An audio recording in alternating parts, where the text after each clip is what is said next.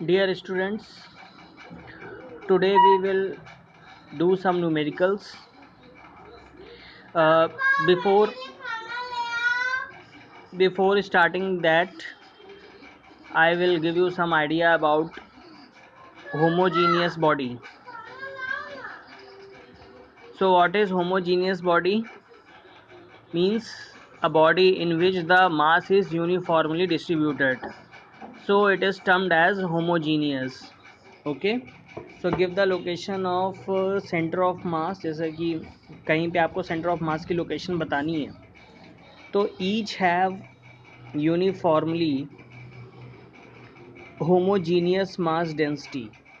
ठीक है, मतलब अगर मास डेंसिटी यूनिफॉर्मली डिस्ट्रीब्यूटेड है तो आप जो है उसका centre of mass easily define कर सकते हो। ठीक है, जैसे कि आपका ये स्फीयर है तो स्फीयर क्या है, एक होमोजीनियस बॉडी है, तो उसका जो सेंटर ऑफ मास होगा वो उसके ज्योमेट्रिक सेंटर पे होगा। ज्योमेट्रिक सेंटर मतलब जो उसका इनसाइड जो सेंटर होता है ना, ठीक है, स्फीयर का जो सेंटर होगा, ज्योमेट्रिक सेंटर जो होगा वहीं पे उसका ही सेंटर ऑफ मास होगा। ठीक है, अब जैसे कोई एक आपका सर्किल है तो सर्किल का जो सेंटर होगा वहाँ पे उसका सेंटर ऑफ मास होगा। ये एक्चुअली क्या है, ये स्फीयर है ना, स्फीयर का 3D डायमेंशन हो गया, 3 डायमेंशन हो गया, तो उसके ज्योमेट्रिक सेंटर पे उसका सेंटर ऑफ मास होता है। अब जैसे कि ये मान लो सर्किल है तो सर्किल का जो सेंटर होगा वहाँ पे इसका सेंटर ऑफ मास होगा। तो आप अगर सर्किल पे नीचे की तरफ अगर आप एक जो है अपनी फिंगर को रखते हो तो आप देखोगे पूरी की पूरी अगर कोई सर्कुलर डिस्क होगी, ठीक है, तो वो बैलेंस हो जाएगी। ठीक, अब हम बात करते हैं रिंग की। तो रिंग में क्या है, बीच में ये क्या है, ये हॉलो है। ठीक, यहाँ पे क्या है, यहाँ पे हॉलो है, तो यहाँ पे तो कोई हम ऐसा कोई हमारे पास पॉइंट है नहीं जहाँ से हम इसको बैलेंस कर सकें। ठीक है, तो इसका जो सेंटर ऑफ मास है वो इनसाइड द रिंग नहीं होगा। ठीक है, क्योंकि इधर क्या है, इधर आपका ये हॉलो है। ठीक है, रिंग के केस में क्या है, ये हॉलो है, तो यहाँ पे हम इसका सेंटर ऑफ मास डिफाइन मतलब जो है इसके inside the ring centre of mass इसका नहीं होगा। ठीक है, अब हम लोग न्यूमेरिकल करते हैं।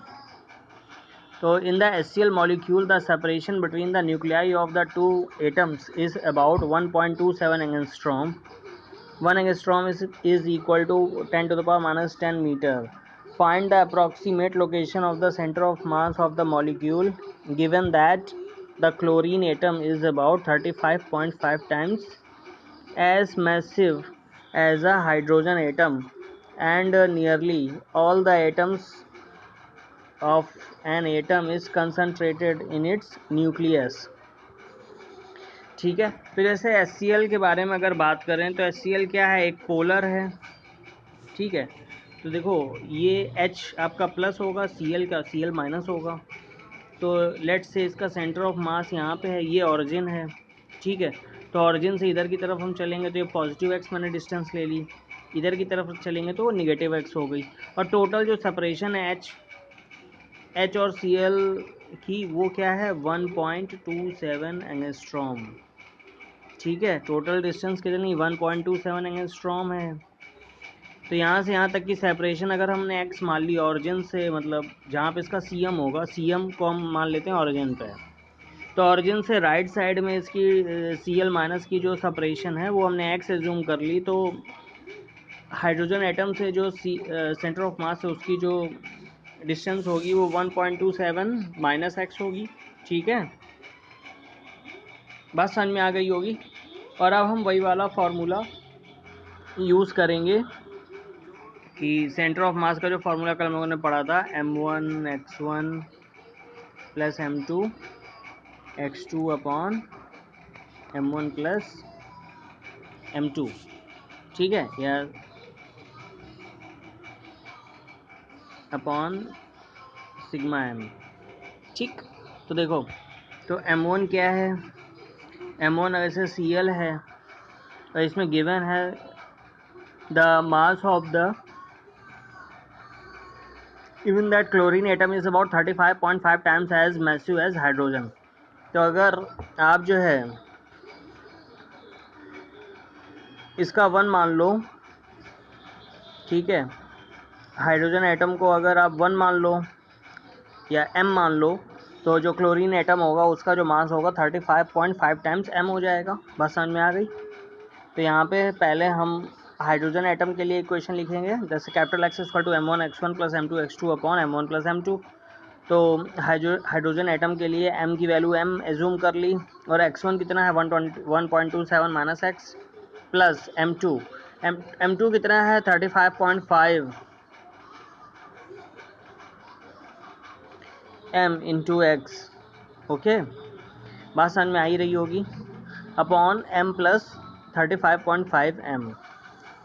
अब हमने क्या कंसीडर किया, हमने एज्यूम किया है कि जो सेंटर ऑफ मास है वो ऑरिजिन पे, तो x के कोऑर्डिनेट आपके 0,0 हो गए। तो x को आप क्या करोगे, 0 कर दोगे। तो x को आपने 0 कर दिया तो आपका आंसर आ जाएगा, जैसे लास्ट वाला देख लो, x को 0 करोगे तो m प्लस 35.5 m आपका, ये आपका 0 हो जाएगा क्योंकि ये 0 से मल्टीप्लाई होगा, और इधर mm आपके कैंसिल आउट हो जाएंगे, ठीक है। तो यहाँ से आपका जब आप इसको इक्वेट करोगे तो आंसर आएगा x 1.27 minus X equal to minus 35.5 x। तो x की वैल्यू आ जाएगी माइनस 0.037 एंगस्ट्रॉम, ठीक है, क्लियर। अब नेक्स्ट बात करते हैं नेक्स्ट प्रॉब्लम की, find the CM of uniform L shaped lamina, a thin plate with the dimensions as shown, the mass of the lamina is 3 kg, ठीक है। तो ये लैमिना है,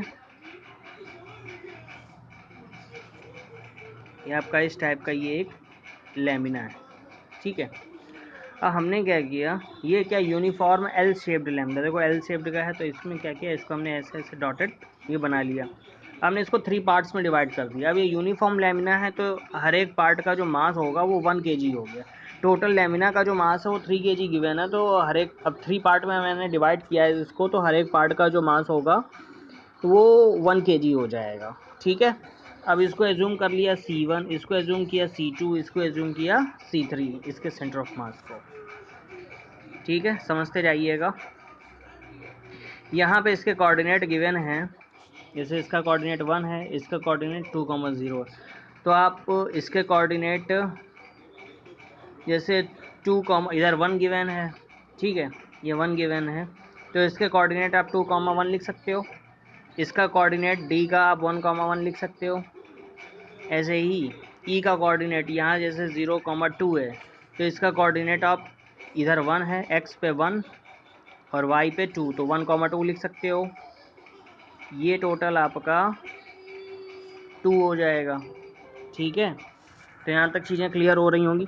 ऐसे ही आप C1, C2, C3 के भी कोऑर्डिनेट इसी तरीके से लिख सकते हो। जैसे कि मान लो C1 का लिखना है, तो ये क्या है, C1 क्या होगा, जैसे ये C1 जो होगा बेसिकली इनका जो डायगनल के जो जहाँ कट करेंगे वही पॉइंट होगा, तो C1 जो है ये मिड पॉइंट पे कट करेगा, तो ये 1/2 हो गया। ऐसे ही ये इसका मिड पॉइंट होगा, यहाँ पे कट करेगा, तो ये भी 1/2 हो जाएंगे, ठीक। अब C2 का लिखना है, तो ये 1 प्लस इधर ये 1/2 पे कट करेगा। भाई देखो इधर ये 1 इधर 2, तो ये टोटल 1 ही तो है ये, ठीक है। तो ये 1/2 पे कट करेगा यानी 1.5, और इधर यहाँ से यहाँ तक y एक्सिस पे जो डिस्टेंस है वो भी 1/2 है। C3 की बात करें तो इधर से इधर ये 1/2 है, और यहाँ से यहाँ y एक्सिस पे अगर बात करें तो 1 + 1/2 यानी कि 3/2। बात समझ में आ गई, तीनों कोऑर्डिनेट आ जाएंगे सबके। मेन इसमें ये वाली जो प्रॉब्लम है इसमें केवल आपको कोऑर्डिनेट ही फाइंड करने, यही मेन है। अगर आपने कोऑर्डिनेट फाइंड कर लिया तो सीधे फिर आप फार्मूला अप्लाई कर दोगे, ठीक। तो C1, C2, C3 के कोऑर्डिनेट आ गए। Since total mass is 3 kg, so each mass will be equal to 1 kg, ठीक है। जितने भी आपने 3 पार्ट में C1, C2, C3 डिवाइड किए हैं तो सबका मान लो मास जो है 1 kg होगा। तो CM, let say CM is x, y। तो कैपिटल X इक्वल टू क्या हो जाएगा, summation MI/XI upon capital M। Capital M means sum of masses, ठीक है। तो MI/XI means M1 x1 plus M2 x2 plus M3 x3 upon M plus मतलब 1 + 1 + 1 यानी कि 3 kg हो गया, ठीक है। अब देखो M1 का मतलब C1 की बात कर रहे हैं। M1 आपका 1 है, x1 कितना है 1/2, ठीक है, x1 1/2 है। C2 के लिए M1 1 है और C2 कितना, X2 कितना है 1.5, ठीक है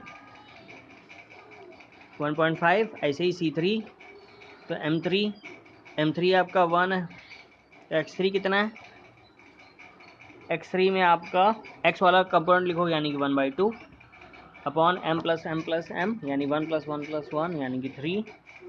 तो x = 5/6 m को सॉल्व करोगे तो 5/6 m आ जाएगा। ऐसे y की वैल्यू फाइंड करोगे, summation mi yi upon capital M। तो m1 y1 + m2 y2 + m3 y3 upon है m1 + 1 + 1।